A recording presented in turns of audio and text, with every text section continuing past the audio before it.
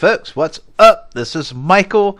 Keep it easy like Sunday morning, folks. I am on the graveyard shift in the wee hours of the night with your daily trivia question.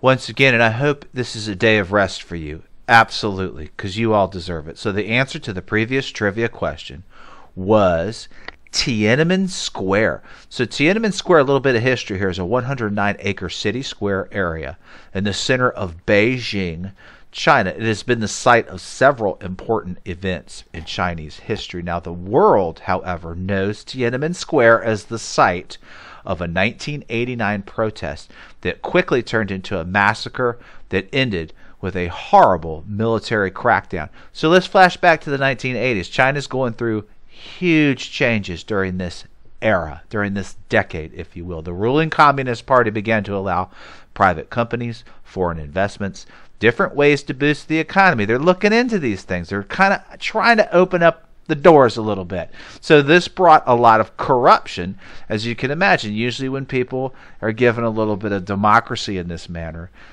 it is easily mismanaged. So this brought a lot of corruption with it and raised hopes for political openness. Now, by the end of that decade, 1989, basically you had a hot mess on your hands. Rapid change versus strict state control. Classic kind of a stance, or a state, if you will, when you have communist countries. So by the spring of 1989, protests began. Most of this was like university students and so forth. This started out relatively small, but would very quickly blow up into numbers that estimated to be up to 1 million strong at their largest. This grew quickly, and it grew out of control. We had hunger strikes, massive crowd demonstrations, and suddenly, before you knew it, among the protesters and the communist government, the whole world was watching. Especially CNN. Remember, we had CNN coming into their peaks and so forth. Okay, so by June, in the wake of these massive crowds and demonstrations, hardline state officials declared what is known as martial law. That's basically military control over everything, and they would go on to carry out these orders in the form of multiple forms of violence. Actually, they opened fire. They crushed and arrested protesters with tanks to regain control of the area. It was basically take over at all costs, sudden and quick crackdown and suppression. Thousands of civilians were killed. I have seen estimates in my research up to 10,000, and I've also, basically the overall conclusion was that it's hard to put a number on the exact figure of deaths that occurred. Because of course if you ask communist China, they're going to say, maybe a handful of people lost their lives, a couple of hundred. However, that's been proven to be, the number was much higher. The Chinese government response was widely denounced, as you can imagine, on an international basis, because we all watched this unfold on live TV. And then they doubled down on their efforts in many ways. They cut satellite transmission. Press freedom was done away with basically overnight, if it even existed at all for that matter.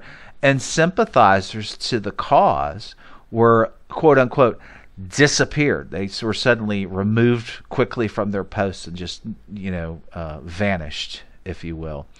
China's economy tanked as a result. Nobody wanted to do business with countries like that without any question at all.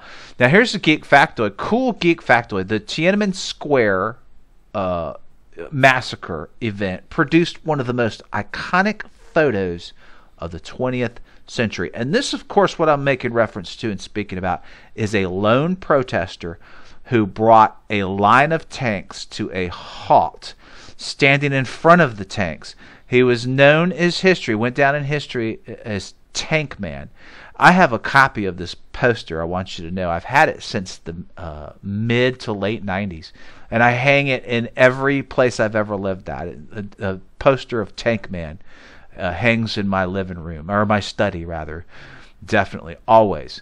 So that's Tiananmen Square and the massacre that occurred there.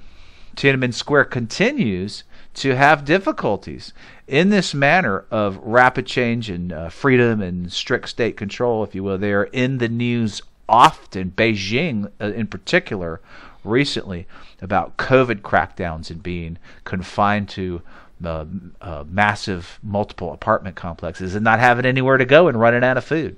So if you ever want to research Beijing, Tiananmen Square, and Communist China, you feel free to do. There's plenty of info out there.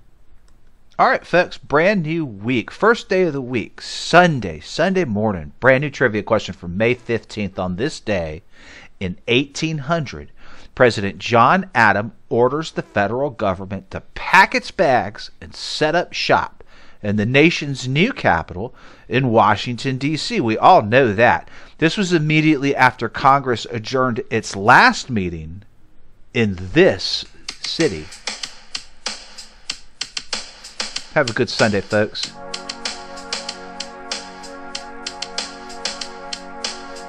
Have a blessed Sunday. Enjoy this day of rest. And thanks for all you do, as always. I love you guys. See you next time. Peace out.